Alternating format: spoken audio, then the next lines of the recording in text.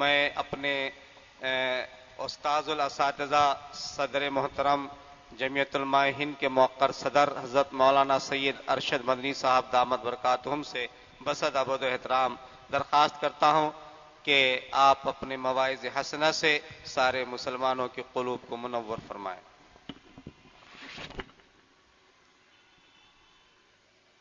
الحمد لله نحمده ونستعينه ونستغفره ونؤمن به ونتوكل عليه ونعوذ بالله من شرور أنفسنا ومن سيئات أعمالنا من يهده الله فلا مضل له ومن يضلله فلا هادي له ونشهد أن لا إله إلا الله وحده لا شريك له ونشهد أن سيدنا ومولانا محمدا عبده ورسوله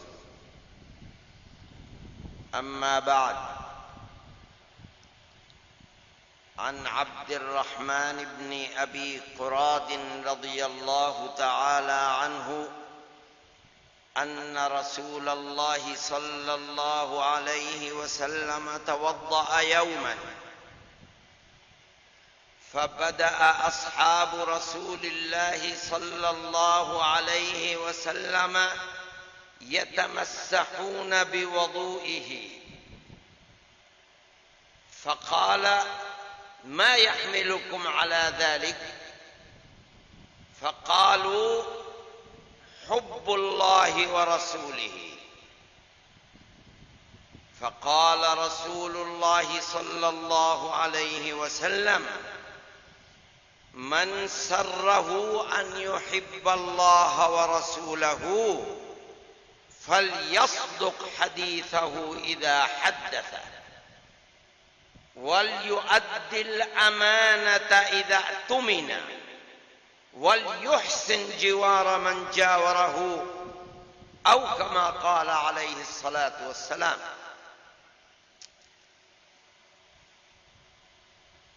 مدرسے کے سرپرست محترم، علماء کرام، اساتذہ عظام، عزیز طلبہ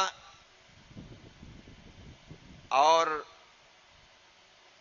قرب و جوار کے لیڈر، قیادت کرنے والے لوگ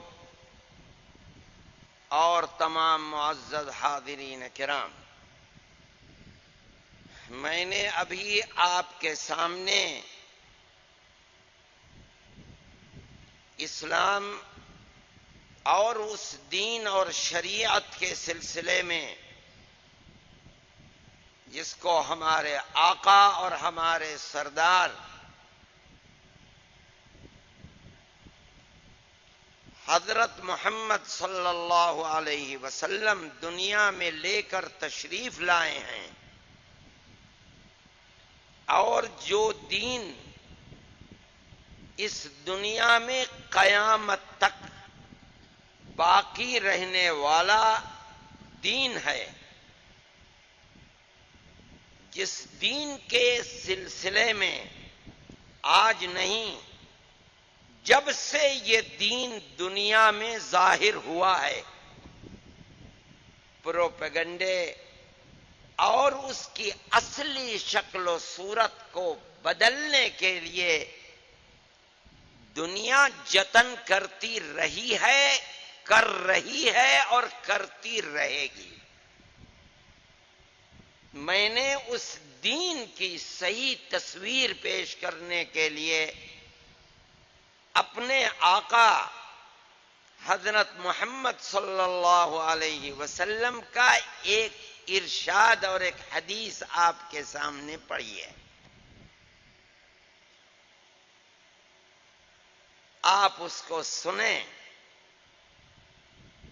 اور سمجھیں کہ اسلام اس دنیا کے اندر کیا پیغام دیتا ہے، اسلام کی تعلیمات کیا ہیں،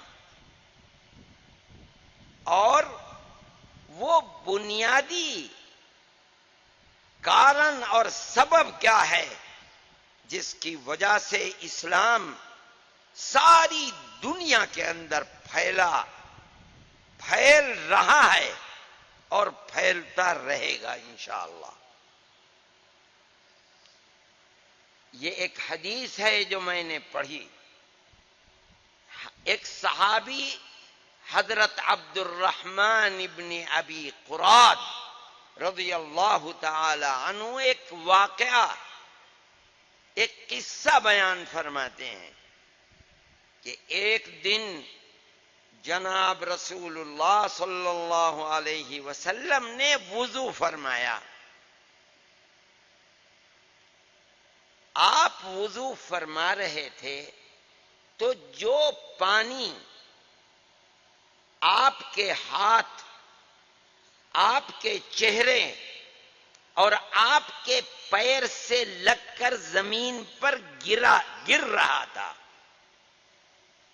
صحابہ کرام رضوان اللہ علیہم اجمعین جو آپ کی محبت کے مارے اور آپ کے دیوانے تھے، اور اللہ کے بعد دنیا میں آپ سے زیادہ انہیں کسی سے محبت نہیں تھی، وہ اس پانی پر پاگلوں کی طرح گر رہے تھے اور اس پانی کو اپنے ہاتھوں پر لے کر یتمسحون، اپنے سر سے، اپنے چہرے سے، اپنے سینے سے لگا رہے تھے. کیوں؟ اس لیے کہ وہ پانی جو آپ کے مقدس شریر اور بدن سے لگا ہے وہ پانی بابرکت متبرک ہو گیا. یہ یقین کرتے تھے کہ اگر ہم نے اس پانی کو لے لیا، اپنے جسم سے لگا لیا، تو یہ مقدس مبارک متبرک پانی جو آپ کے مبارک شریر سے لگ کر گر رہا ہے، یہ برکت ہمارے شریر اور ہمارے جسم میں بھی آ جائے گی. یہ تعلق، یہ محبت، یہ دیوانگی، یہ جنون ایک دو دن کا نہیں تھا. یہ واقعات صحابہ کی محبت کے بار بار پیش آتے تھے. جب نبی کریم علیہ الصلاۃ والسلام ہجرت کے 6 سال سن 6 میں تشریف لے گئے عمرے کی نیت سے، آپ کے ساتھ تقریباً 1400 صحابہ تھے، اور مکے کے لوگوں نے آپ کو روک دیا کہ آپ اس وقت نہیں آ سکتے، واپس جائیے. تو آپ نے مکے کے قریب ایک جگہ ہے حدیبیہ، وہاں آپ نے پڑاؤ ڈالا. مکے کے سردار آئے دیکھنے کے لیے، بات کرنے کے لیے اور معاہدہ کرنے کے لیے کہ اب آپ جائیں پھر آئیں. صحابہ کی اسی طرح کی دیوانگی کو اس وقت بھی دیکھا کہ اگر آپ وضو فرماتے ہیں تو صحابہ دیوانوں کی طرح اس پانی پر ٹوٹتے ہیں اور اس پانی کو زمین پر گرنے نہیں دیتے.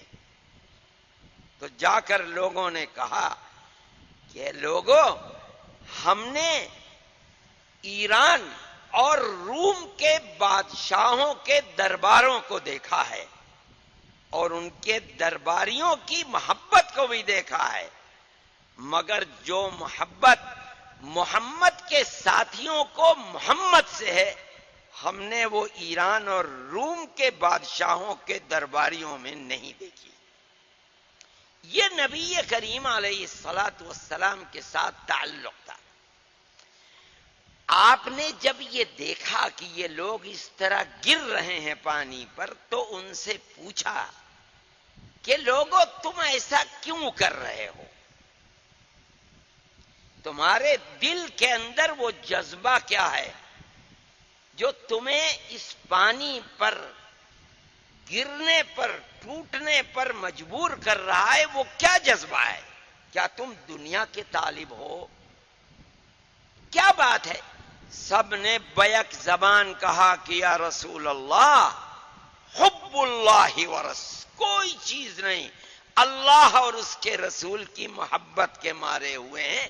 یہ محبت ہے جس نے ہمیں دیوانہ بنا رکھا ہے، اور ہم یہ پانی جو آپ کے مبارک شریر سے لگ کر گر رہا ہے، ہم اس پانی کو زمین پر نہیں، محبت کی وجہ سے اپنے جسم پر لینا چاہتے ہیں۔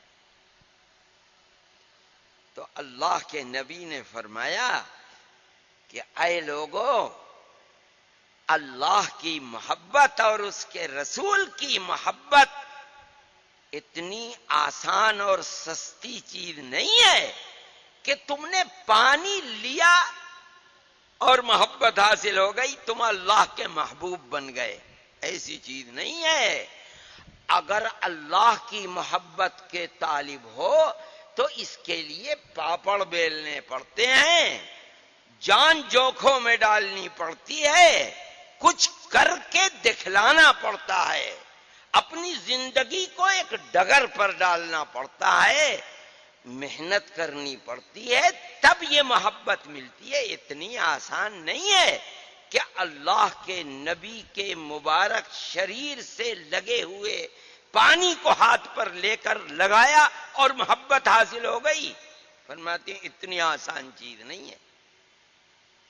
میں نہیں سمجھتا کہ الیاس صاحب کو میری زبان سمجھ میں آ رہی ہے کہ نہیں آ رہی ہے۔ زبان یار من ترکی ومن ترکی نمیدانم، میں آپ کی زبان سمجھتا نہیں، ورنہ میں اسی طرح بولتا جیسے آپ بولے تھے۔ یہ اللہ کے نبی نے صحابہ کو پیغام دیا کہ دیکھو، اگر اللہ اور اس کے رسول کا محبوب بننا چاہتے ہو تو کچھ کر کے دکھلانا پڑے گا، کچھ کرنا پڑے گا۔ وہ کیا کرنا پڑے گا میں تمہیں بتلاتا ہوں، یہ کرو۔ آپ نے 3 چیزوں کے سلسلے میں فرمایا۔ سب سے پہلی چیز فرماتے ہیں، میں یہ اس لیے بھی آپ کی تعلیمات کو پیش کرتا ہوں کہ آپ یہ سمجھیں کہ کسی بلند انسان کی بلندی، اس کی عظمت، اس کی برتری، اس کی بڑائی کو اگر سمجھنا ہے تو اس کے عمل اور اس کی تعلیم کو پہلے سمجھو۔ جس انسان کی زندگی، اس کی تعلیم اچھی ہے، اس کا مطلب یہ ہے کہ وہ انسان اچھا ہے۔ جناب رسول اللہ صلی اللہ علیہ وسلم سب سے پہلی چیز فرماتے ہیں، جو شخص اللہ اور اس کے رسول کی سچی محبت کا طالب ہے تو پہلے نمبر پر اسے جو کام کرنا پڑے گا وہ کیا ہے؟ فرماتے ہیں فَلْيَصْدُقْ حَدِيثَهُ إِذَا حَدَّثَ۔ اللہ اور اس کے رسول کے سچے طالب کو سب سے پہلا کام جو کرنا پڑے گا وہ یہ ہے کہ اپنی زبان کو سچا کر، جب بول سچا بول۔ جھوٹ بولنے والا، دنیا کو دھوکہ دینے والا اللہ اور اس کے رسول کا محبوب نہیں بن سکتا۔ جناب رسول اللہ صلی اللہ علیہ وسلم کی یہ تعلیم کہ اپنی زبان کو سچا کر، اپنی اولاد کے ساتھ ہو تو سچ بول، اپنے ماں باپ کے ساتھ ہو تو سچ بول، اپنے دوستوں کے ساتھ ہو تب سچ بول، مسلمان کے ساتھ ہو تب سچ بول، ہندو کے ساتھ ہو، عیسائی کے ساتھ ہو، یہودی کے ساتھ سچ بول۔ اس سے کوئی بحث نہیں کہ جس سے تو بات کر رہا ہے اس کا دھرم کیا ہے، اس کا دین کیا ہے؟ وہ تیرا دوست ہے، تیرا دشمن ہے؟ نہیں، اپنی زبان کو سچا کر. اگر تیری زبان سچی نہیں ہے اور تو جھوٹ بولتا ہے تو تو چاہے کچھ بن جا، لیکن تو اللہ اور اس کے رسول کا محبوب نہیں بن سکتا. اور اگر تو جھوٹ بولے گا تو تیرے اوپر خدا کا عذاب ہوگا. نبی کریم علیہ الصلوۃ والسلام کی ایک حدیث ہے، فرماتے ہیں مجھے رات میں خواب دکھلایا گیا. آپ نے فجر کے بعد یہ خواب لوگوں کو بتلایا کہ مجھے 2 آدمی لے کر چلے خواب میں اور مجھے دوزخ کی سیر کرائی گئی. بہت سارے واقعات ہیں اس کے اندر. میں نے دیکھا کہ ایک خون کا دریا ہے، بیچ میں ایک آدمی کھڑا ہے، کنارے پر ایک شخص ہے، ہاتھ میں پتھر ہے. وہ آدمی باہر نکلنا چاہتا ہے، جب قریب آتا ہے تو وہ پتھر مارتا ہے. اتنی زور سے پتھر لگتا ہے کہ وہ پھر بیچ میں چلا جاتا ہے. پھر وہ آنا چاہتا ہے، پھر پتھر مارتا ہے. تو میں نے پوچھا یہ کون ہے؟ فرمایا انطلق، چلو چلو آگے بڑھو، بعد میں بتائیں گے. پھر میں نے دیکھا کہ ایک تنور ہے، آگ جل رہی ہے، اس کے اندر مرد اور عورت جل رہے ہیں. آگ جب جوش مارتی ہے تو ایسا لگتا ہے کہ جیسے یہ جلتے ہوئے باہر آ جائیں گے. پھر آگ بیٹھتی ہے، پھر اندر چلے جاتے ہیں. میں نے کہا یہ کون ہے؟ فرمایا انطلق. ایک لمبا خواب ہے، اسی میں ایک واقعہ ہے. فرماتے ہیں میں نے دیکھا کہ ایک شخص ہے، دوسرا آدمی اس کے پاس کھڑا ہے اور اس کے ہاتھ میں لوہا ہے، چھری اس طریقے کی چیز. وہ یہاں سے کاٹتا ہے اور یہاں تک کاٹ دیتا ہے، شور مچاتا ہے، وہ تکلیف ہوتی ہے. پھر تھوڑی دیر کے بعد وہ ادھر سے ادھر آتا ہے تو یہ حصہ ٹھیک ہو جاتا ہے. پھر ادھر سے کاٹتا ہے، یہاں تک کاٹ دیتا ہے. پھر اس کے بعد ادھر سے جب ادھر آتا ہے تو یہ پھر ٹھیک ہو جاتا ہے. عجیب و غریب چیز ہے. میں نے کہا یہ کون ہے؟ فرمایا انطلق، آگے بڑھو. ایک واقعہ ہے، لیکن بعد میں بتلایا کہ یہ جو خون کے دریا میں کھڑا ہے یہ وہ آدمی ہے جو دنیا میں سود لیتا تھا، لوگوں کا خون چوستا تھا. آج یہ عذاب ہے اس کے اوپر. یہ مرد اور عورت جو تندور میں جل رہے ہیں یہ کون ہے؟ فرمایا یہ وہ ہیں بدکار جو دنیا میں بدکاری کرتے تھے. اور پوچھا یہ کون ہے جس کے کلے کو کہا؟ فرمایا یہ وہ ہیں جو دنیا میں جھوٹ بولتے. بہت حدیثیں ہیں جن کے اندر جناب رسول اللہ صلی اللہ علیہ وسلم نے جھوٹ بولنے سے منع فرمایا، اور ابتدا سے آخر تک. بالکل ابتدا کا واقعہ ہے جب مکہ معظمہ میں اتنے مظلوم تھے کہ صحابہ کھل کر عبادت بھی نہیں کر سکتے تھے. اللہ کے نبی کی اجازت سے نکل کر عبادت کرنے کے لیے افریقہ میں، حبشہ میں چلے گئے.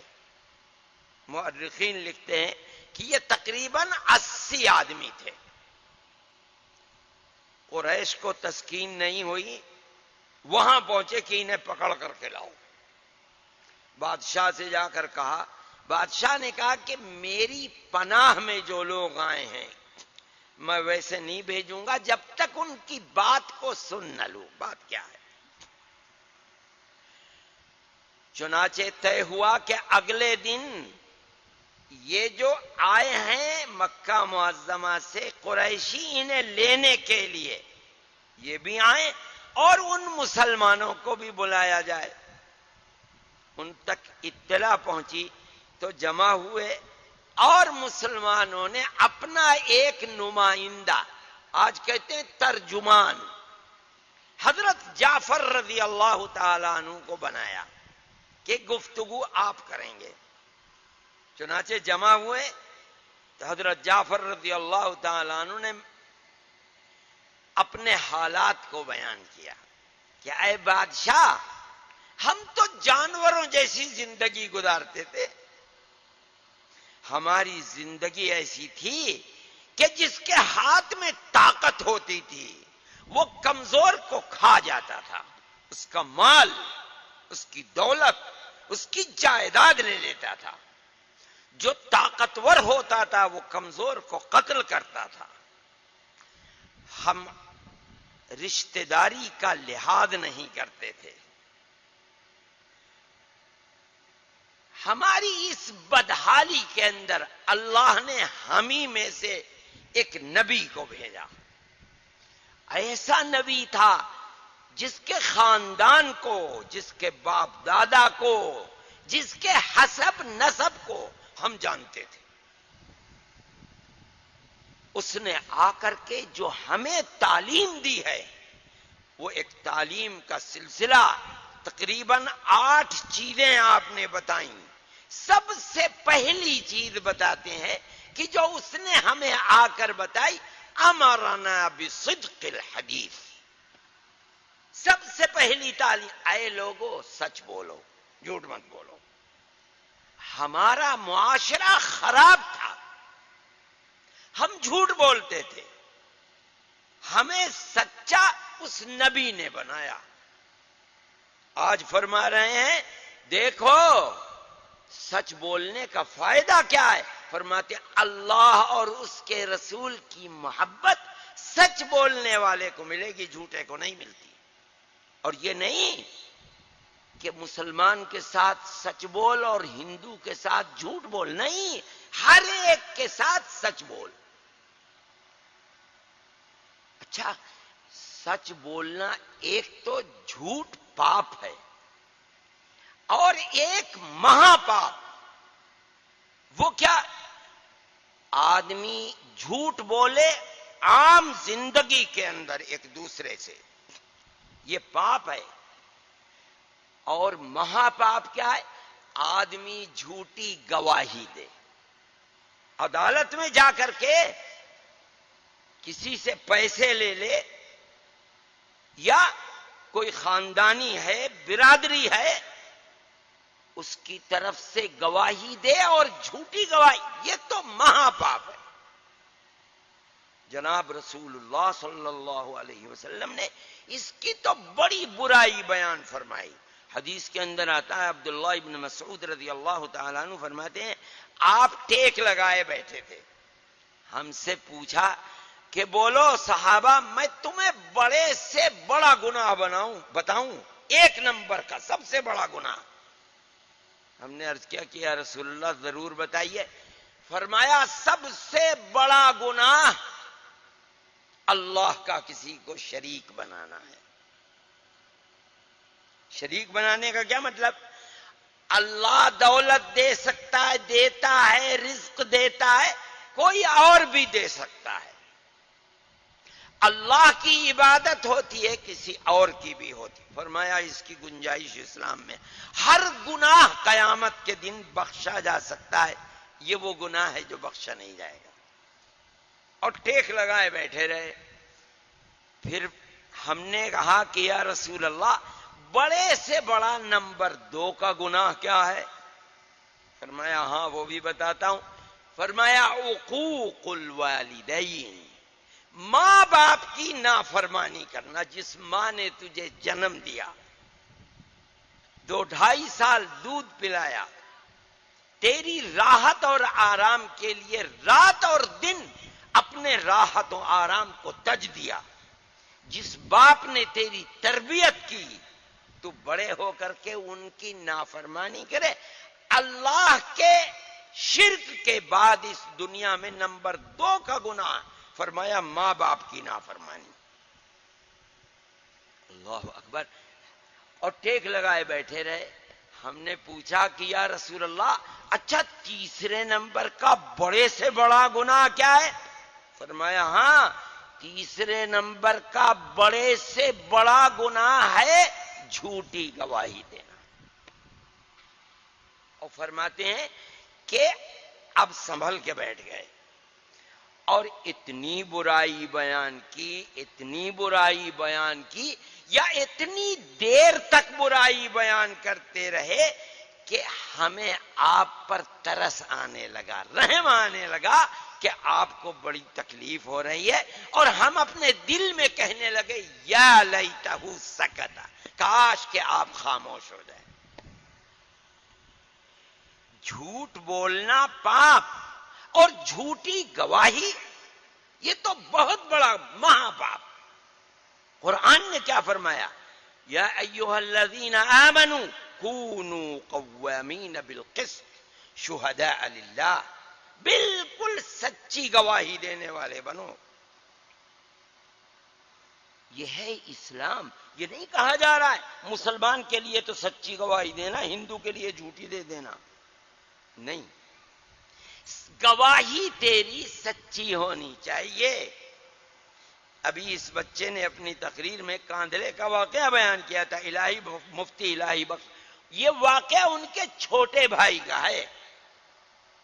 انگریز نے عدالت میں بلایا تو کہنے لگے میں نہیں آؤں گا عدالت میں نے تو یہ قسم کھا رکھی ہے، یہ سن 1857 کا زمانہ تھا، قسم کھا رکھی ہے کہ کبھی کسی انگریز کی صورت نہیں دیکھوں گا، میں کیسے عدالت میں آ جاؤں گا؟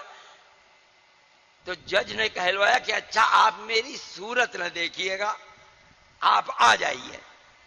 چونکہ ہندو مسلمان میں اختلاف ہو رہا تھا اس لیے آئے، اور جج کی طرف پیٹھ کر کے کھڑے ہوئے، منہ کر کے نہیں کھڑے ہوئے کہ اس کی صورت نہیں دیکھوں گا، اور وہاں گواہی دے کر کے، اور ماں باپ کو بھی نقصان پہنچتا ہے، خطرہ ہے، پہنچنے دے نقصان، مگر گواہی جھوٹی نہ دینا۔ تیسری چیز والاقربین، اگر تجھے یہ خطرہ ہے کہ اگر تو نے سچی گواہی دے دی تو تیری برادری، تیرے پورے خاندان کو نقصان پہنچ جائے گا۔ اللہ کیا فرماتا ہے؟ پہنچتا ہے پہنچنے دے، اپنی زبان کو جھوٹا نہ کرنا، گواہی سچی ہونی چاہیے تیری۔ اس سے کوئی بحث نہیں کہ گواہی جس کے لیے دے رہا ہے اس کا دین دھرم کیا ہے۔ ہے کوئی دنیا کا مذہب جو اتنی پاکیزہ تعلیم دے دے؟ میرے بھائی آج دنیا میں چرچا ہے اسلام کے خلاف۔ دیکھو، یا تو اسلام کو جانتے نہیں،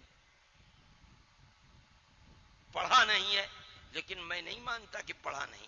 ارے یہ چرچا کرنے والے تو وہ قوم ہے جس کے ہاتھ میں ساری دنیا کی طاقت ہے، خزانوں کی کنجی ان کے پاس ہے، ان کے پاس ہتھیار ایسے ہیں کہ وہ چاہیں دنیا کو بھسم کر دیں، ساری دنیا کے ملکوں کا اقتدار، حکومتیں ان کے مٹھی کے اندر ہیں۔ دنیا جانتی ہے کہ سب سے زیادہ پڑھے لکھے لوگ ہیں، وہ اسلام کو نہیں سمجھتے، سمجھتے ہیں یہ پروپیگنڈا اس لیے ہے کہ اسلام کی تعلیمات اتنی پاکیزہ ہیں کہ اگر وہ تعلیمات صحیح طریقے پر دنیا کے سامنے ہو، اسلام کا مقابلہ دنیا کا کوئی مذہب کر نہیں سکتا۔ جتنا اسلام سے دنیا ڈرتی ہے کسی دھرم سے اتنا نہیں ڈرتی، اور اسلام دنیا کے اندر پھیل رہا ہے۔ میں ابھی تھوڑے دن ہوئے میں گیا تھا، حیدرآباد میں تھا، صبح کو مجھے کیرلا جانا تھا، اخبار آ گیا، میں نے اس اخبار کو اٹھا لیا تو میں نے دیکھا اس کے پہلے پیج کے اوپر سرخی تھی 10 سال میں یورپ کے اندر یورپین قومیں 1,00,000 مسلمان ہو گئے۔ اگر یہی صورت رہی تو 50 سال میں یورپ میں حکومتیں مسلمانوں کی ہوں گی، عیسائیوں کی نہیں ہوں گی۔ یہ 2 سرخ، پھر اس کے بعد نیچے لکھا ہوا تھا اسرائیل کا پروفیسر، نام میرے ذہن میں نہیں رہ گیا، اس نے جو یورپین ملکوں کے حالات کا اسپیشلسٹ تھا، اس نے یہ بات کہی تھی کہ جس تیزی کے ساتھ اسلام پھیل رہا ہے، اگر اس پر قدغن اور دیوار نہ کھڑی کی گئی تو 50 سال کے بعد اس کو پکڑنا مشکل ہو جائے گا، ممکن نہیں رہے گا۔ کیوں؟ کیا ان کے ہاتھ میں تلوار ہے، ایٹم بم ہے، بندوق ہے؟ ان کے پاس تو کچھ بھی نہیں۔ اگر ہے تو اسلام کی طاقت ہے، تعلیمات ہیں اسلام کی۔ جو کچھ ہو رہا ہے صرف اسلام اور دنیا میں بسنے والوں کے درمیان ایسی دیوار کو کھڑا کرنا ہے کہ اسلام کی تعلیمات سے دنیا آگاہ نہ ہو سکے۔ یہ جو کچھ ہے، میں کہتا ہوں کہ کیا ہے؟ اسلام کوئی فنا ہونے کے لیے، اسلام تو زندہ رہنے کے لیے۔ دیکھو افغانستان پر امریکہ کے خزانے میں جتنے بم تھے علاوہ ایک ایٹم بم کے سب گرا دیے۔ کیا ہے؟ اسلام ختم ہو گیا؟ مسلمان ختم ہو گیا؟ اسی طریقے سے باقی ہے۔ عراق پر جو کر سکتا تھا وہ کر ڈالا، کیا مسلمان ختم ہو گیا؟ جنہوں نے کیا ہے وہ کتے کی طرح روز مرتے ہیں، اور نکلنا چاہتے، نکلیں کیسے؟ نکل نہیں پا رہے ہیں اور نکلیں گے، ذلیل و خوار ہو گئے۔ اسلام کی تعلیمات اور حقانیت کا مقابلہ کوئی دوسرا نہیں کر سکتا۔ یہ تو پہلی تعلیم تھی۔ دوسری چیز فرماتے ہیں اگر اللہ اور اس کے رسول کی محبت کا صحیح معنی میں طالب ہے تو دوسرا تجھے کیا کام کرنا پڑے گا؟ وَلْيُؤَدِّ الْأَمَانَةَ إِذَا اؤْتُمِنَ۔ جو اللہ اور اس کے رسول کی محبت کا طالب ہے، دوسرا کام اسے کرنا پڑے گا، جس کا حق ہے اس کے حق کو ادا کر۔ کہ نہیں ہو سکتا کہ کسی کے حق کو کھا لے، کسی کی امانت میں خیانت کر لے، اور کسی کے ساتھ بے ایمانی کر کے مال کو لے لے، اور یہ بھی کہے کہ میں مسلمان ہوں۔ فرماتے نہیں، تجھے خدا کی محبت نہیں مل سکتی۔ اب آپ دیکھ لیجئے، یہ نہیں فرما رہے ہیں کہ اگر امانت مسلمان کی ہو تو ادا کر، اگر سکھ کی ہے، عیسائی کی ہے، ہندو کی ہے، یہودی کی ہے تو اسے کھا لے۔ نہیں، جس کا حق ہے اس کا حق دے۔ اور اللہ کے نبی کی یہ تعلیم ایک دو دن نہیں، میں نے کہا تھا حبشے میں پہلے نمبر پر تعلیم جس کا ذکر کیا تھا، امرنا بصدق الحدیث واداء الامانہ، ہمیں سچ بولنے کی آپ نے تعلیم دی، اور نمبر 2 کی تعلیم امانت کو ادا کرو۔ کھائی نہیں جا سکتی امانت، کسی دوسرے کے حق کو ظلم کر کے چھینا نہیں جا۔ وہ دوسرا ہے کون، اس کا دین کیا ہے، اس کا دھرم کیا ہے، کوئی اس سے بحث نہیں۔ اسی طرح بالکل آخر میں جب آپ دنیا سے تشریف لے جا رہے ہیں، اس سے 2.5-3 مہینے پہلے آپ نے حج کا ارادہ فرمایا اور اعلان کرایا کہ میں حج میں جا رہا ہوں۔ صحابہ دیوانے تو تھے ہی، جہاں جس کا راستہ ہے انتظار کر رہے ہیں کہ اللہ کے نبی کا قافلہ گزرے گا، آگے پیچھے دائیں بائیں دیوانوں کی طرح۔ کوئی کہتا ہے 80,000 لوگ تھے، کوئی کہتا ہے 1 لاکھ تھے، کوئی کہتا ہے 1,20,000 تھے، اللہ کے نبی کے ساتھ لبیک اللہم لبیک۔ آپ 4 تاریخ کو ذی الحجہ کی مکہ معظمہ میں پہنچے، اور 8 تاریخ کی صبح کو فجر کی نماز پڑھ کے مینا کے لیے تشریف لے گئے۔ آپ جا رہے ہیں اور صحابہ سے بار بار فرما رہے ہیں خذوا عنی مناسککم، خذوا عنی مناسک۔ اے لوگو، مجھ سے اپنے حج کے طریقے کو سیکھتے چلو، لعلی لا احج بعد حجتی ہذی، ہو سکتا ہے کہ اس حج کے بعد پھر میں کبھی حج نہ کر سکوں. ایسا لگتا ہے جیسے آپ دیکھ رہے ہیں کہ بس اب مجھے جانا ہے. اور صحابہ دیوانوں کی طرح چل رہے ہیں. فرماتے ہیں آپ نے مینا سے آ کر 10ویں تاریخ، عرفات سے آ کر 10ویں تاریخ کو مینا میں ایک تقریر فرمائی، بڑی لمبی تقریر. صحابہ سینکڑوں روایتوں میں اس تقریر کے الفاظ کو اٹھاتے ہیں. ایسا لگتا ہے کہ آپ نے نبوت کی ابتدا سے لے کر آج تک جو اسلام کی تعلیمات ہیں انہیں مختصر انداز میں دوہرا دیا. اس کے اندر فرمایا اے لوگوں کان کھول کے سنو، والامانۃ مؤدّا، امانت جس کا حق ہے اس کو واپس کی ہی جائے گی، کھایا نہیں جا سکتا. میں جا رہا ہوں لیکن تمہیں یہ سبق دے کر جا رہا ہوں، قیامت تک جس کا حق ہے اس کا حق اسے دیا جائے گا، کسی کے حق کو لیا نہیں جا سکتا. اس سے کوئی بحث نہیں اس کا دھرم کیا ہے نا. اب ایک واقعہ دیکھو، عجیب و غریب واقعہ. اللہ قرآن میں فرماتا ہے ان اللہ یأمرکم ان تؤدوا الامانات الی اہلہا. اے لوگو، اللہ تمہیں حکم دیتا ہے کہ امانتیں جن کی ہیں انہی کو واپس کرو. یہ آیت اتری تو کس طرح اتری؟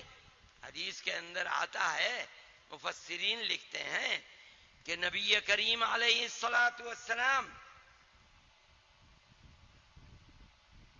مکہ معظمہ کے اندر ہیں، اور مکہ معظمہ میں جو لوگ گئے ہیں وہ جانتے ہیں کہ کعبۃ اللہ کا جو دروازہ ہے اونچا ہے، سر سے اونچا ہے.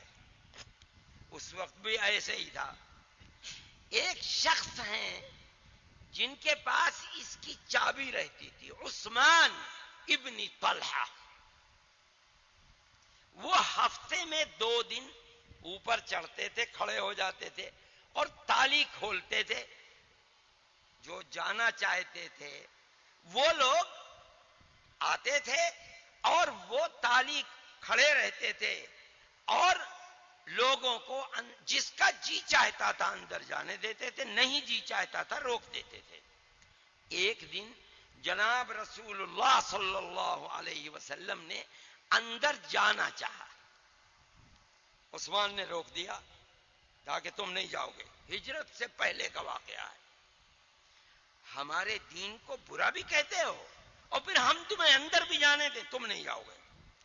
نبی کریم علیہ الصلوۃ والسلام کھڑے ہو گئے ایک طرف.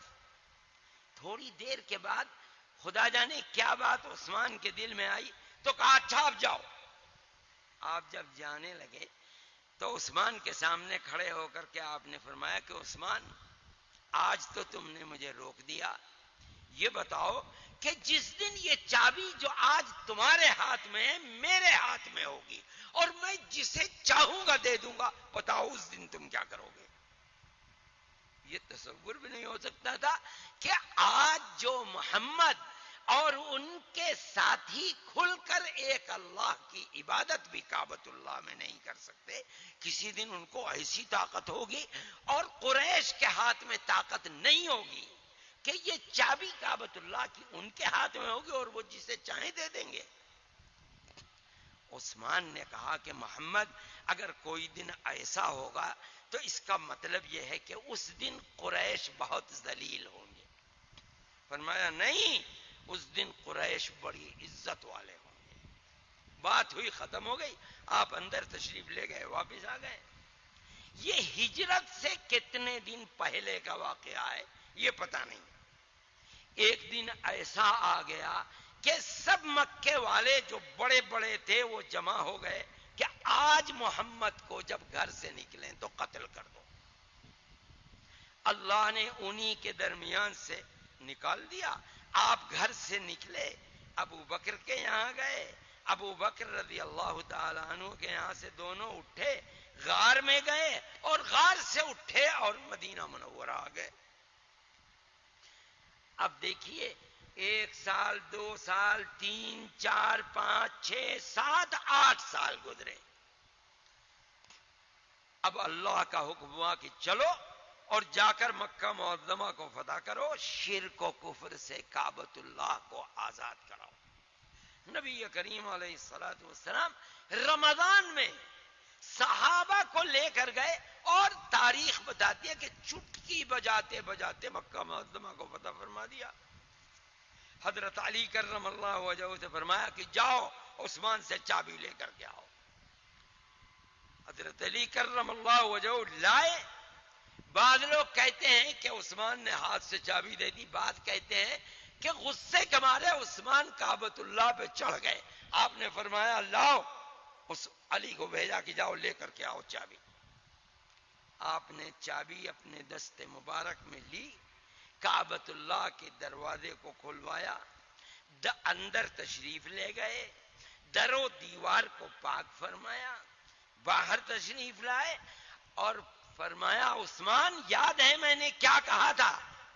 کہنے لگے ہاں یاد ہے. ابھی تک ایمان نہیں لائے تھے.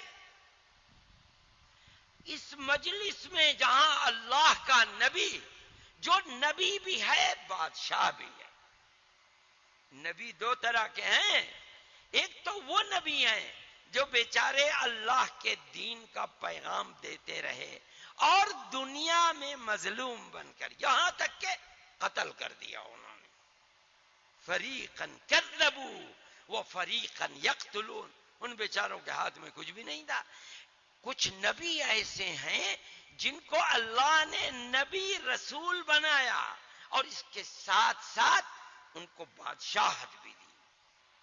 جیسے حضرت یوسف علیہ نبینا علیہ الصلوۃ والسلام، حضرت سلیمان ہیں، بادشاہ بھی ہیں نبی بھی ہیں. ہمارے آقا حضرت محمد صلی اللہ علیہ وسلم دونوں چیزوں کا مجموعہ.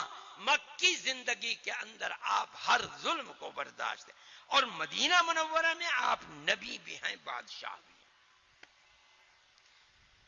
چابی آپ کے ہاتھ میں اور صحابہ کا مجمع سامنے، جس مجمع میں ابو بکر بھی ہیں، عمر بھی ہیں، عثمان بھی ہیں، علی بھی ہیں، بڑے بڑے صاحب.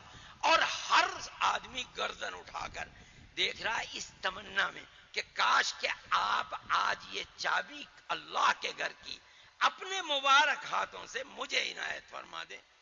قیامت تک کے لیے میرا نام آئے گا کہ فتح مکہ میں حضرت محمد صلی اللہ علیہ وسلم نے کعبۃ اللہ کی چابی اپنے مبارک ہاتھوں سے مجھے دی تھی. ایسے وقت میں اللہ نے اس آیت کو اتارا، ان اللہ یأمرکم ان تؤدوا الامانات الی اہلہا.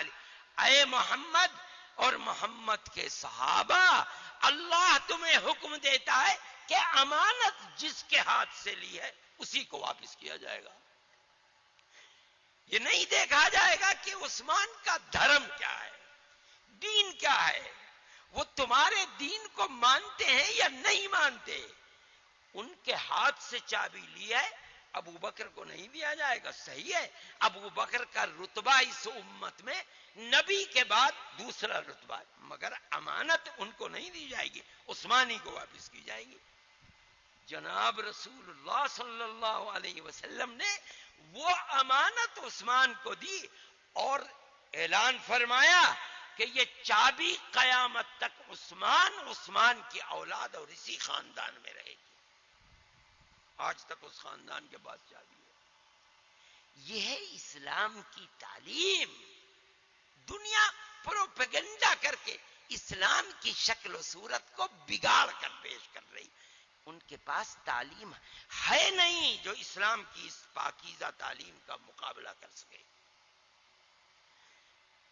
اس سے کوئی بحث نہیں کہ دھرم کیا ہے. اگر میرے بھائی یہ تو میں قصور مگر مسلمان کا بھی قصور ہے. اس کی زندگی وہ پاکیزہ زندگی اسلام کی تعلیم کے مطابق نہیں ہے جسے دیکھ کر دنیا یہ فیصلہ کر سکے کہ یہ پاکیزہ مذہب ہے جس کا یہ ماننے والا ہے.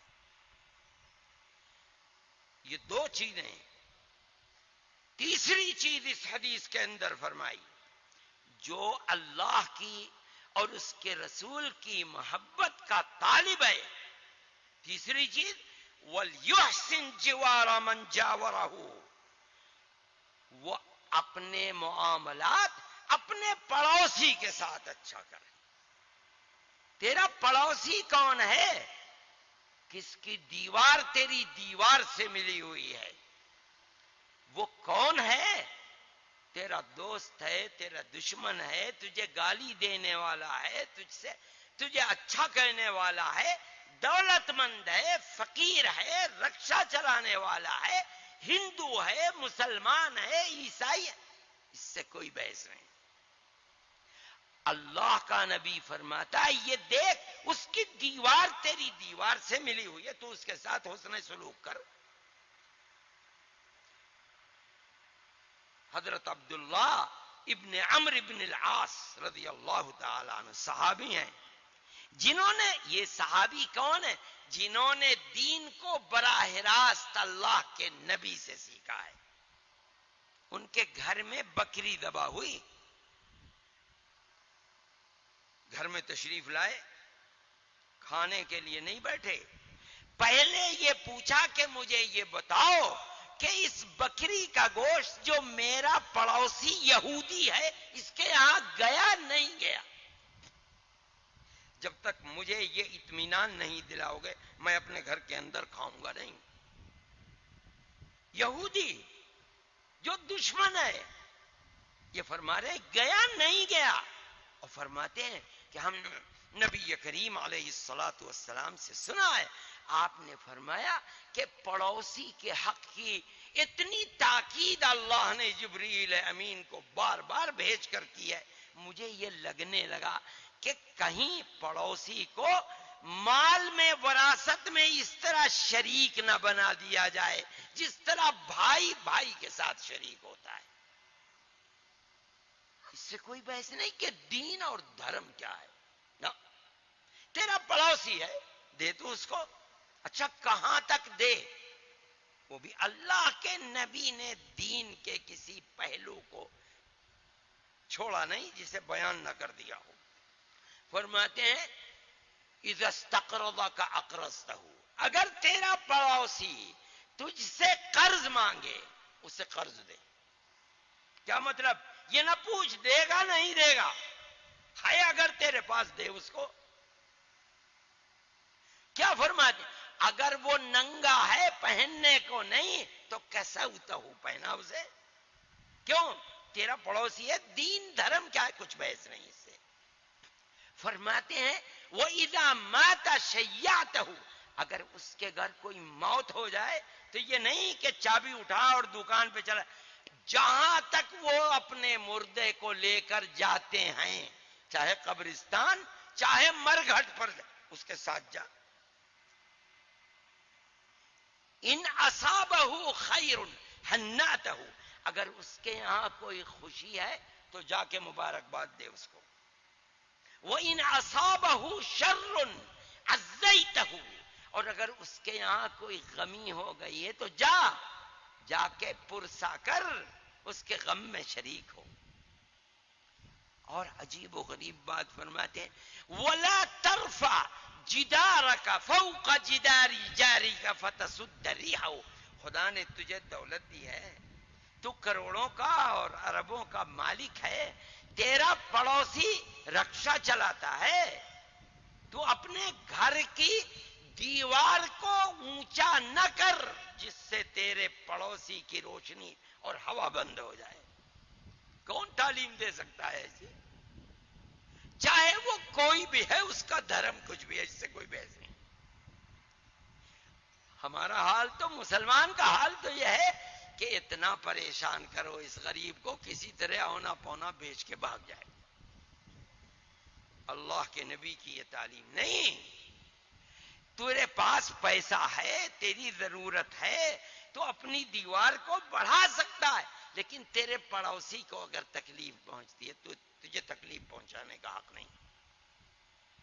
پھر فرماتے ہیں وَلَا تُؤْذِ جَارَكَ بِرِيحِ قِدْرِ، اور دیکھ تجھے خدا نے دولت دی ہے تو تو اپنی ہانڈی کی خوشبو سے اپنے پڑوسی کو نہ ستا.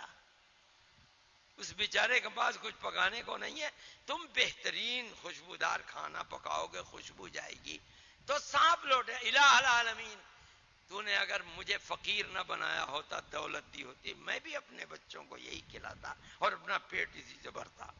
کہتے نہیں، اس کی اجازت نہیں ہے. اگر پکاتا ہے تو خود کھانے سے پہلے اس کے لیے نکال کے رکھ، تب تیرے لیے کھانا جائز ہے، ورنہ نہیں. بتائیے کس کی تعلیم اتنی پاکیزہ ہوگی؟ نبی کریم علیہ الصلوۃ والسلام کے دربار میں حدیث میں آتا ہے کہ ایک عورت کا ذکر ہوا. ذکرت امرأۃ بکثرت صلاتها وبکثرت صیامها وبکثرت صدقتها غیر انها تؤذی جارتها بلسانها فقال هي في النار. نبی کریم علیہ الصلوۃ والسلام کے دربار میں ایک عورت کا ذکر ہوا کہ یا رسول اللہ بڑی نمازن ہے، بہت نماز پڑھتی ہے اور بڑی روزے دار ہے، روز روزہ رکھتی ہے، اور یا رسول اللہ صدقہ بھی بہت دیتی ہے، لیکن یا رسول اللہ وہ اپنی زبان سے اپنی پڑوسن کو ستاتی بھی بہت ہے. اللہ کے نبی نے فوراً فیصلہ فرما دیا، ہی فی النار، یہ جہنم میں جائے گی قیامت کے دن. کیا مطلب ہے؟ مطلب یہ ہے کہ قیامت کے دن ایک ترازو کے پلے میں تو اس کی نفلی نماز، نفلی روزے رکھے جائیں گے، صدقہ رکھا جائے گا، اور دوسرے ترازو کے پلے میں پڑوسی کے ساتھ اس کا برا معاملہ رکھا جائے گا. نمازیں ہلکی پڑ جائیں گی اور پڑوسی کے حق تلفی بھاری پڑ جائے گی. ارے بھائی فیصلہ تو قیامت کے دن اسی پر ہوگا. جس کی اچھائیاں بھاری پڑ گئیں وہ جنت میں، جس کی اچھائیاں ہلکی پڑ گئیں وہ جہنم میں. اور اسی حدیث میں دوسرا واقعہ کہ ذکرت امرأۃ بقلت صلاتها وبقلت صیامها وبقلت صدقت. صدقہ بھی کم دیتی ہے، نماز بھی کم پڑھتی ہے، نفل نمازیں، نفل روزے بھی کبھی رکھ لیا، لیکن یا رسول اللہ وَإِنَّهَا لَا تُؤْذِي جَارَتَهَا بِلِسَانِهَا، اور یا رسول اللہ وہ اپنی پڑوسن کو اپنی زبان سے ستاتی بھی نہیں ہے. فقال هي فی الجنہ، اللہ کے نبی نے فرمایا یہ جائے گی جنت میں.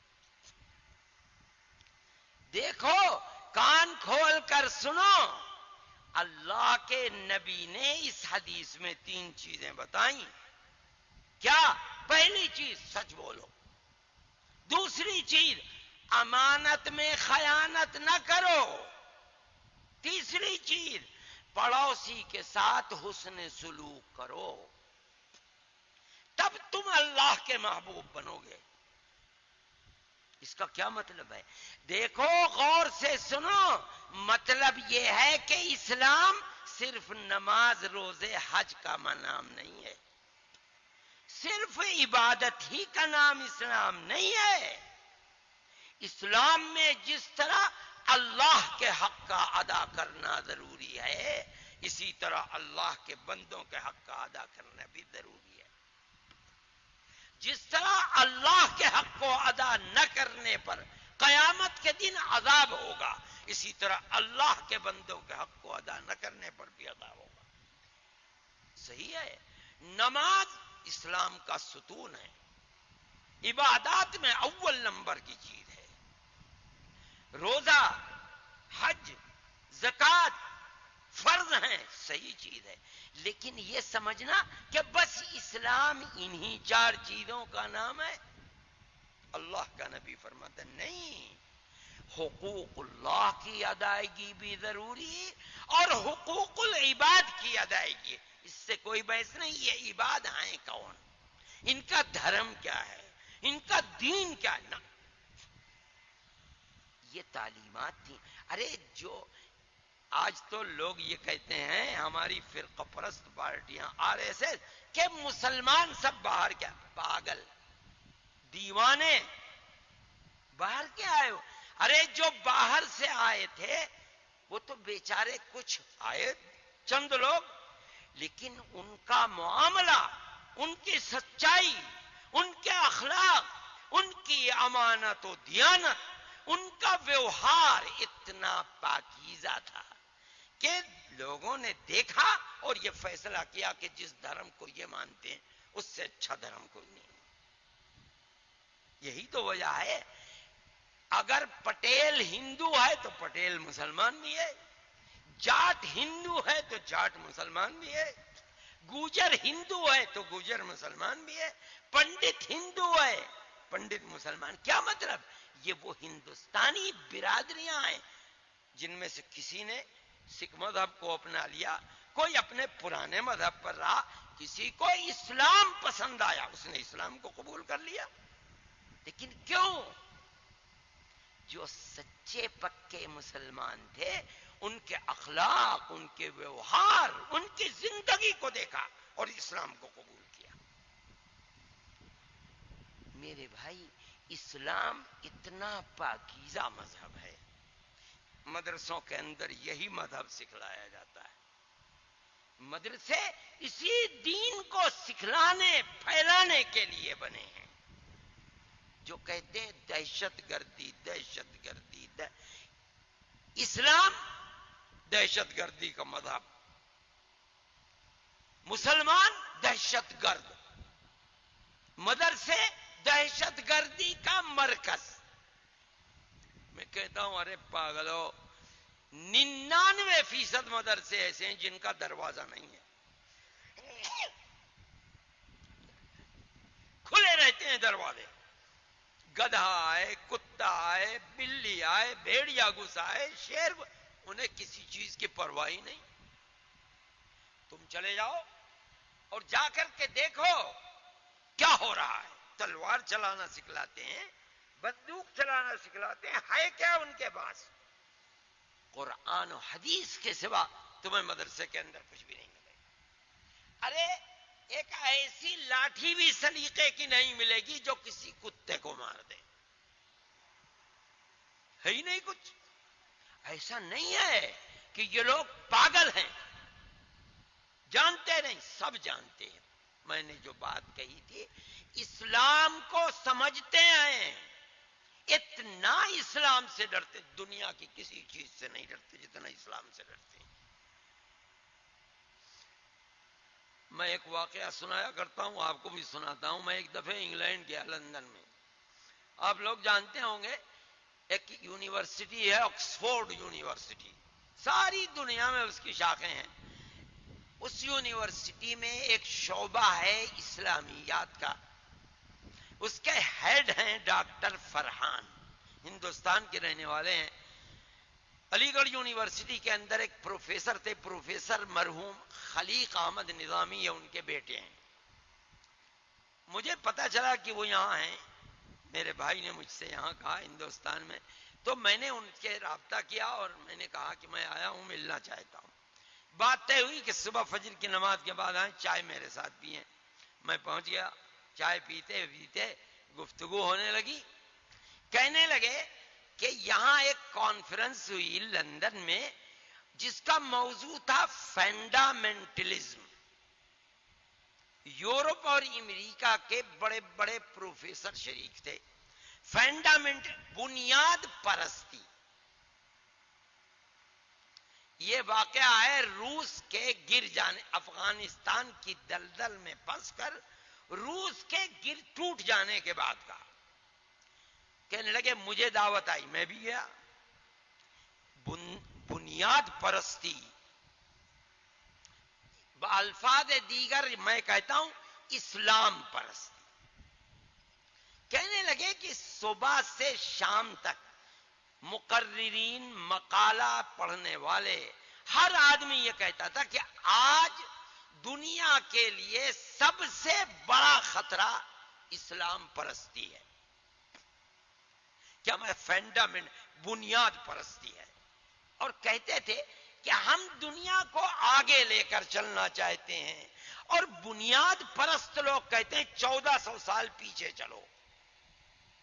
ہم کہتے ہیں خیر آگے بڑھنے میں ہے، یہ کہتے ہیں کہ خیر 1400 سال پیچھے پلٹ کر چلنے میں ہے۔ یہ ہمارا اور ان کا مقابلہ ہے. آج دنیا کو سب سے بڑا خطرہ اس فنڈامنٹلزم بنیاد پرستی سے، اس کا مقابلہ کرو.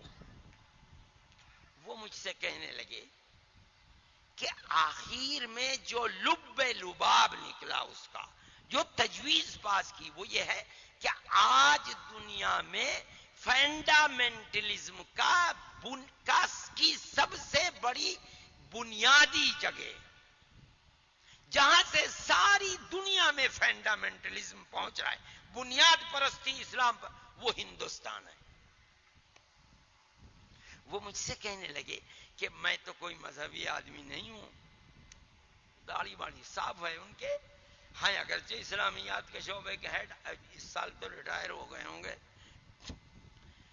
کہنے لگا میں کوئی مذہبی لیکن میں نے اس وقت یہ فیصلہ کیا کہ ہمارے اکابر نے اسلام کی خدمت کے لیے جو بنیاد ڈالی تھی، ان کی کامیابی کی اس سے بہترین کوئی اور سند نہیں ہو سکتی. خیر یہ بات تھی، ہو گئی. میں اب وہاں سے نکلا جب، تو میں یہ سوچنے لگا کہ بھئی یہ کہہ رہے ہیں کہ ہندوستان مرکز ہے بنیاد پرستی اور فنڈامنٹلزم کا، ایسا مرکز کہ یورپ اور امریکہ کو یہ خطرہ ہو رہا ہے کہ اگر اس پر قابو نہ پایا گیا تو دنیا فنڈامنٹلزم میں پھنس جائے گی. وہ ہے کیا چیز؟ اب دیکھیے میرے ذہن نے کام کیا. دو چیزیں ہیں، ایک تو تبلیغی جماعت ہے. ارے بھائی مرکز اس کا بنگلے والی مسجد، اور ساری دنیا میں آپ کہیں چلے جائیں، پیدل چلتے ہیں، دیکھچیاں ایک آدمی کے کندھے پر ہے، اسٹوو دوسرے کے کندھے پر ہے، اپنا اپنا بستر اپنے کندھے پر ہے، انہیں کسی سے کوئی سروکار نہیں. مسجد سے اٹھتے ہیں، مسجد میں پہنچ جاتے ہیں، نہ چندہ لیتے ہیں اور نہ دعوت قبول کرتے ہیں. اپنے 6 نمبر ہیں، دنیا میں کیا ہو رہا ہے انہیں اس سے کوئی فکر نہیں. وہ ہمارے تو 6 نمبر ہیں، اسی کی بات سنیں گے، اسی کی بات کریں گے. ہو کیا رہا ہے بھائی؟ ہو رہا ہے ہونے دو. اور ساری دنیا میں آپ کو یہ نظام ملے گا. ایک تو یہ ہے. دوسری چیز مدرسے ہیں. دنیا میں کہیں چلے جائیے آپ کو مدرسے ملیں گے، اور مرکز یہی دارالعلوم دیوبند، مظاہر علوم. افریقہ کے جنگلوں میں جہاں آدمی جانور جیسی زندگی گزارتا ہے، ہم اگر نہ جاتے تو ہم نہیں سمجھ پاتے تھے. آدمی بیٹھا ہوا ہے، قرآن سکھلا رہے. بھائی کہاں سے پڑھا، کہاں سے آئے؟ بالواسطہ یا بلا واسطہ دارالعلوم دیوبند کے شاگرد ملیں گے. آپ کا یہ مدرسہ ہے. حضرت مولانا خانپوری ہیں، حضرت مولانا ایرانی تھے، حضرت شاہ صاحب کے شاگرد ہیں. حضرت شاہ صاحب دارالعلوم کے طالب علم تھے. مولانا شبیر احمد عثمانی کے شاگرد ہوں گے، دارالعلوم کے طالب علم تھے. مولانا بدر عالم کے شاگرد دارالعلوم کے طالب علم تھے. میں یہ کہتا ہوں کہ دیکھو، اصل دارالعلوم ہے، اصل تبلیغی جماعت نہیں ہے، اصل مدرسے ہیں. حضرت مولانا الیاس صاحب رحمت اللہ علیہ انہی مدرسوں کے نکلے ہوئے تھے. حضرت شیخ الہند رحمت اللہ علیہ کے ہاتھ پر جہاد کی بیعت کی تھی، جنہوں نے تبلیغی جماعت کو بنایا. پھر ان کے بعد ان کے بیٹے آئے، مولانا یوسف صاحب مدرسوں کے نکلے ہوئے تھے. مولانا یوسف صاحب چلے گئے، مولانا انعام صاحب آئے، وہ چلے گئے، مولانا اظہار صاحب آئے، سب مدرسوں کے پڑھے ہوئے تھے. اب دو بیٹھے ہوئے ہیں، مولانا سعد صاحب، مولانا زبیر، دونوں مدرسوں کے پڑھے ہوئے ہیں. اور اصل مدرسے آج بھی اگر تبلیغی جماعت کو کسی مسجد سے نکالا جاتا ہے، سامان اٹھا کر پھینکا جاتا ہے، تو کیا کہا؟ یہ دیوبندی کافر ہیں، نکال دو مسجد کو، پاک کرو ان سے. آپ سمجھتے ہیں میرے بھائی، اس مدرسے کی نہیں، وہ جو جھوپڑی میں مکتب چل رہا ہے، اس کی قیمت اور قدر کیا ہے میں اور آپ نہیں سمجھتے. ارے بھئی ایک ملا بیٹھا ہوا ہے لوگوں کو الف بیتے پڑھا رہا ہے, کلمہ پڑھا. یورپ اور امریکہ کے لوگ یہ سمجھتے ہیں کہ اس کی قیمت کیا ہے. جب تک یہ زندہ ہے اسلام کے چراغ کو کوئی بجھا نہیں سکتا. میرے بھائی مدرسوں کو ٹیررزم اور مسلمان کو ٹیررسٹ بتانا کہ یہ ہے فرقہ, یہ وہ طبقہ ہے جو بنیاد پرست ہے, دہشت گرد ہے. یہ ایسے ہی نہیں سب سمجھتے ہیں کہ کیا بات ہے, مگر وہی ہے کہ ایسی دیوار کو کھڑی کر دو کہ دنیا اسلام کی صحیح شکل و صورت کو نہ پہچان سکے. شکل و صورت یہ جو میں نے آپ کے ساتھ بیان کی. میرے بھائی اس چیز کو سمجھنا چاہیے, مدرسوں کی قدر و قیمت کو سمجھیے اور پروپیگنڈے کو دور کیجیے. اسلام کی صحیح تعلیمات اور ان کی شکل و صورت کو دنیا کے سامنے پیش کیجیے. اسلام سے زیادہ پاکیزہ کوئی اور مذہب نہیں ہے. میرے بھائی آپ حضرات نے میرا استقبال کیا, میرے لیے اچھے کلمات کہے. الیاس صاحب نے میرے بارے میں اور جمعیت علماء کے بارے میں بہت کچھ کہا. جمعیت علماء ایک جماعت ہے, ہمارے اکابر کی جماعت ہے, اور میں نہیں سمجھتا ہوں کہ دنیا کی کوئی دوسری جماعت اپنی اتنی پاکیزہ اور قیمتی تاریخ رکھتی ہے جیسی تاریخ جمعیت علماء ہند کی تاریخ ہے. اور وہ اکابر جنہوں نے اپنے قوم, اپنی ملت, اپنے ملک کے لیے قربانیوں سے ایک تاریخ بنائی ہے, میں نہیں سمجھتا کہ کسی جماعت کے پاس اتنی پاکیزہ تاریخ ہوگی. یہ اس کا موقع نہیں ہے اور دیر بہت ہو چکی, اس لیے میں صرف آپ حضرات کے شکریہ ہی کے اوپر اکتفا کرتا ہوں. جمعیت علماء اپنی بساط بھر خدمت کرتی ہے اور مسائل کو لے کر آگے بڑھتی ہے. آپ کے صوبے کے اندر مہاراشٹر میں اور مالیگاؤں وغیرہ کے سلسلے میں جو کچھ ہوا اور اس وقت تک ہے, جمعیت علماء اس مسئلے کو آگے لے کر بڑھ رہی ہے اور برابر پریشر ڈال رہی ہے. ابھی ابھی صبح میرے پاس فون آیا تھا دلی سے, وہاں کی سی بی آئی کے انکوائری کے سلسلے کے اندر کافی الحمدللہ پیش قدمی ہو چکی ہے, اور ہم برابر اس سلسلے کے جو بھی ہو سکتا ہے ہم اس سلسلے میں جمعیت علماء کوشش کرتی ہے. آپ نے ہر طرح سے اپنے تعاون کو دینے کی بات کہی ہے. ظاہر ہے کہ میرے دل کے اندر اس کی بڑی قدر ہے. جمعیت علماء تو ایک جماعت ہے, رات اور دن جمعیتیں کاغذ کے اوپر بنتی ہیں اور جماعتیں اور بکھر جاتی ہیں. جماعت کے اندر طاقت در حقیقت اس کے ورکرز اور ممبروں کے اخلاص کی بنیاد پر ہوتی ہے. آپ نے اپنی جس محبت اور جن جذبات کا اظہار کیا ہے, ان جذبات کے ہوتے ہوئے یہ نشاندہی ہوتی ہے کہ انشاءاللہ جماعت کی آواز میں مزید طاقت پیدا ہوگی اور یہ جماعت انشاءاللہ زندہ و جاوید رہے گی. جماعت بحد امکان کوشش کرتی ہے اور بڑی بڑی کوششیں کی ہیں. جمعیت علماء ابھی چند سال پہلے ہماری یو پی کے اندر ایک بل پیش ہو گیا تھا کہ مذہبی بل جس کے روح سے کسی مذہب کو بغیر گورنمنٹ, کسی مسجد کو بغیر گورنمنٹ کی اجازت کے نہیں بنایا جا سکتا تھا. اور ظاہر ہے کہ بی جے پی کی گورنمنٹ تھی یو پی کے اندر, وہ اجازت دے نہیں سکتی. اس کا براہ راست مسجدوں کے اوپر اثر پڑتا تھا. جمعیت علماء ہند نے اور اس کے صدر حضرت فدائے ملت حضرت مولانا اسد صاحب مدنی رحمت اللہ علیہ نے ایک فیصلہ لیا اور فرمایا کہ ہم اس کے خلاف احتجاج کریں گے. احتجاج کیا. پہلا جلسہ سہارنپور میں کیا, 2 لاکھ آدمی جمع ہوا. پھر دوسرا جلسہ میرٹھ میں کیا. پھر تیسرا جلسہ لکھنؤ میں کیا. اس لیے کہ لکھنؤ ہی کا بل تھا.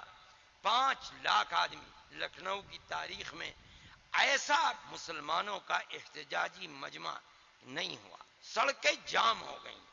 جن سواریوں سے لوگ آئے تھے, سواریوں کی وجہ سے ٹریفک جام ہو گیا.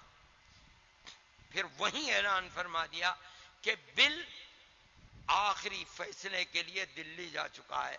ہم دلی کے رام لیلا گراؤنڈ کو، اب رام لیلا گراؤنڈ کوئی اتنا بڑا تھوڑا ہی ہے جتنا یہ ہے، اس میں تو جب تک 10 لاکھ آدمی نہ آئے رام لیلا گراؤنڈ بھرتا نہیں.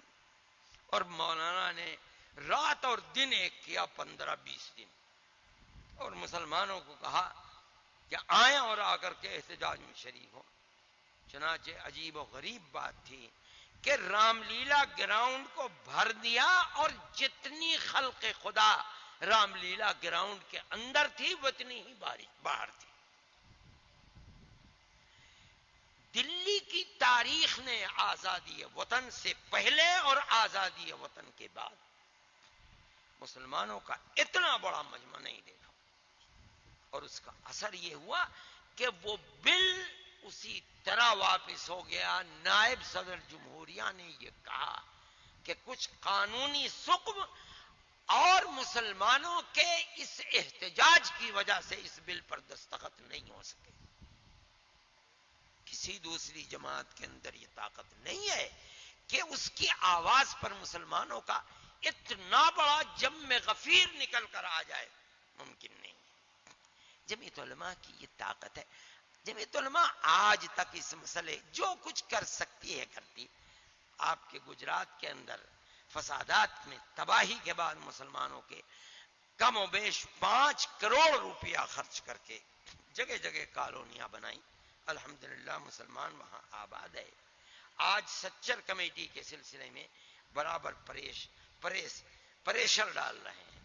اور ابھی تال کٹورا اسٹیڈیم کے اندر جمعیت علماء نے لوگوں کو جمع کیا اور بڑے بڑے وزراء کو اس کے اندر لے کر آئے اور ان کے سامنے بات کو رکھا تاکہ یہ پریشر بڑھتا رہے. اور الحمدللہ وہ پریشر بڑھ رہا ہے. فسادات کے سلسلے کے اندر قانون بنانے کے لیے گورنمنٹ پر پریشر ڈال رہے ہیں. اسی طرح سچر کمیٹی کی سفارشات کو قبول کر کر عملی شکل کے اندر قانون بنانے کے سلسلے میں بات چل رہی ہے. جمعیت علماء جو کچھ کر سکتی ہے وہ کر رہی ہے. میں الیاس صاحب اور آپ تمام حضرات کا ممنون و مشکور ہوں اور یہ دعا کرتا ہوں کہ اللہ اس مدرسے کو دن دونی رات چوگنی ترقی عطا فرمائے، شرور و فتن سے محفوظ فرمائے. اللہ اسلام کے بول کو بالا فرمائے اور اسلام کی صحیح تعلیمات سے دنیا کو روشناس کرائے. اور اللہ تعالی ہم سب کو اپنے فضل و کرم سے نوازے. وآخر دعوانا ان الحمد للہ رب العالمین وصلی اللہ تعالی علی خیر خلقہ سیدنا محمد وعلی آلہ واصحابہ اجمعین.